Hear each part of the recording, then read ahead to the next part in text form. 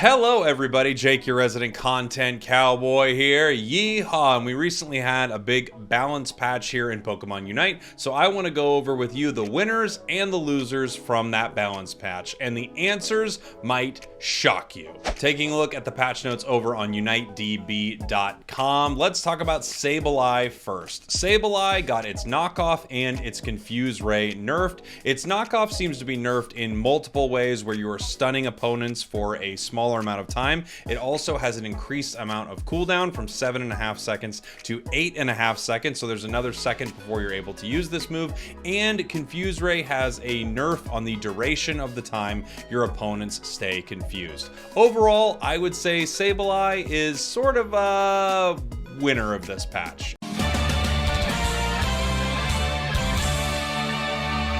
I know that sounds crazy. It did get some nerfs, but I think Sableye is going to do just fine even with these nerfs. You could say this is maybe more middle of the road, but in reality, I don't think these nerfs are going to hurt Sableye too incredibly hard, and I think you're still going to find a lot of exciting situations to make your opponent's life miserable. Also, Sableye just got this brand new Hollowware, and I absolutely freaking love it.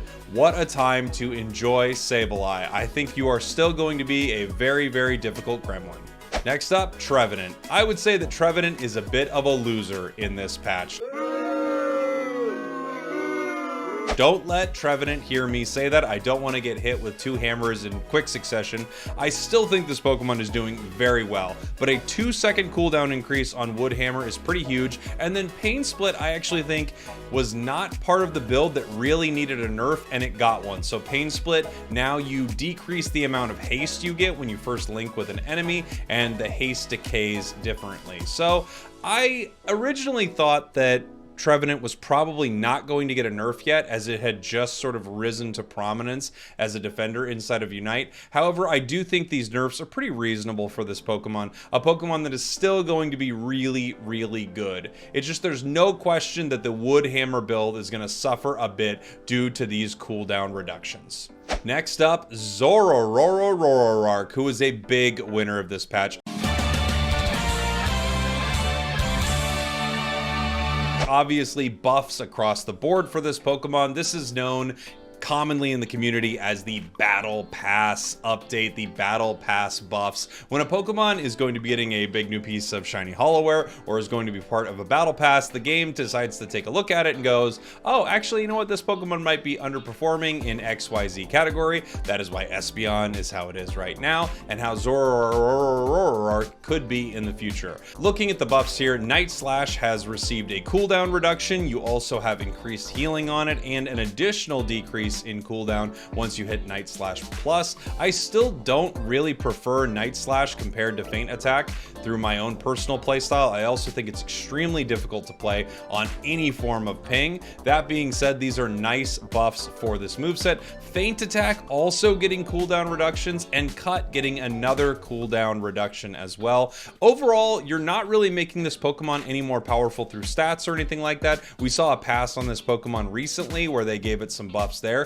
These are all pretty reasonable buffs, I would say, for Zoroark. I don't think it becomes an un-KOable monster. It does just feel like it fits the role of Speedster a bit better. And again, big ol' winner. Zoroark is winning right now, and that new Hollowware for the next Battle Pass is insane. Glaceon is up next, and I would say Glaceon is a bit middle of the road. Yes, it's a nerf, but I don't think it hurt this Pokemon too much at all. We're going to have to see, however, if it will affect this Pokemon competitively. That being said, Icy Wind getting a nerf, it does feel like it makes sense. It does a lot of damage. You're still able to have the same amount of uptime, as they've only reduced the damage that Icy Wind does. In general, I don't think Glaceon lost out at all with this balance change. Mew is a big old Lahoo-Zahur. Now let me be clear, Mew has been broken and insane since it was released. It has taken this long to even get this Pokemon in a reasonable state, and mark my words, Mew is still one of the best Pokemon in the game, one of the highest skill ceiling Pokemon in the game. Mew is incredible, but it did receive another round of nerfs. Solar Beam got a cooldown increase, so it used to be 9 seconds, now it is 10.5, that's pretty big. Electro Ball got a nerf to its damage, not only its base base damage, but also its execute damage. And then now probably the biggest change for Mew, Synchronize, the move reset ability for Mew, has been increased. The cooldown has gone from 20 seconds to 25 seconds. This is the biggest change for this Pokemon. I think these are honestly reasonable changes for Mew, and even though it's a big loser, you're not going to feel like one playing it because Mew is still incredibly good.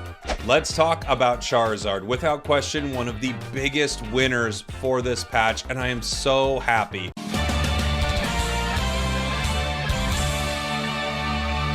They nerfed Char a little while back, and honestly, I was always very confused as to why they did this. Right now, Charizard's basic attacks are getting a damage increase, and it feels pretty considerable inside the game, and its Unite move is getting a cooldown decrease. So you're going to be able to Unite more often with Charizard.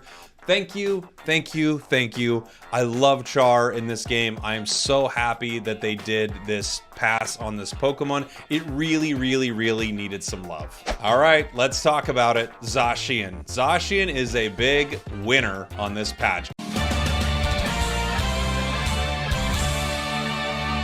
I'm going to say something right now that I actually think is a little controversial. Are you ready for it?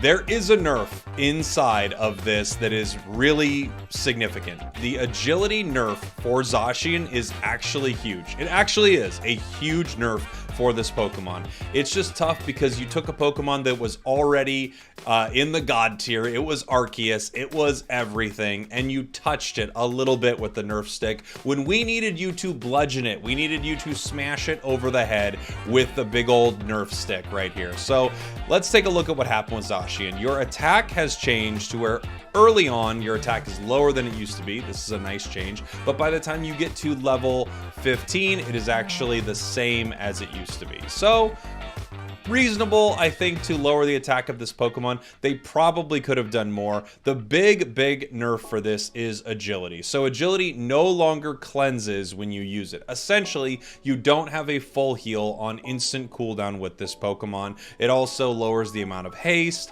It increases the haste decrease on this Pokemon. It increases the haste decrease. The haste decay has been, oh my gosh, I can't get it. The haste has been decreased from 50% to 30%, and you have a cooldown increase on this move. Overall, this is the biggest nerf for Zacian, but again, Zacian needed way more. I am happy that they have removed the bug. I am happy that they are starting to nerf this Pokemon, but I think they could have been way more aggressive with this.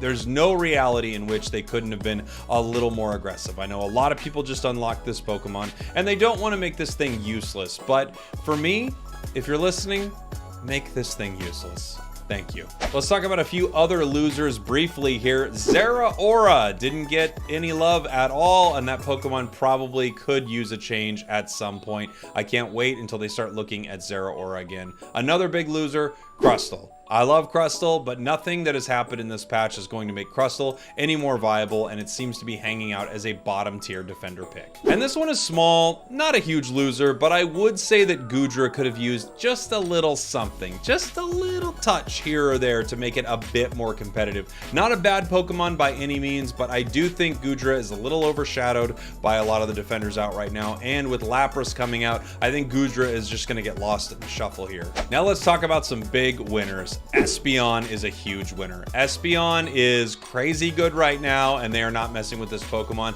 I actually stand by the fact that I don't think it is insane to have Espeon where it is, even though it is brutal and amazing, and it can be toned down a little bit. At least there is considerable counterplay to this Pokemon. And finally, the biggest winner in the patch. Drum roll, please. Where are you, Comfey? Comfey, hello. There you are. Wow, the fact that this Pokemon was not toned down is really not shocking, but at the same time, we needed it to happen. So it's a little concerning that they didn't mess with Comfey. I think what they're probably trying to figure out is how much of this is Comfey and how much of this is Zacian. But in reality, Comfey is going to be the OP Pokemon accelerator for a long time unless they tone this thing down. Without question, a huge winner from this patch. Thank you all for watching. Thank you for listening. I hope you enjoyed this. Let me know your thoughts down in the comments. I always appreciate all the likes and all the comments. It means a lot. Thank you all, and I'll see you all next time.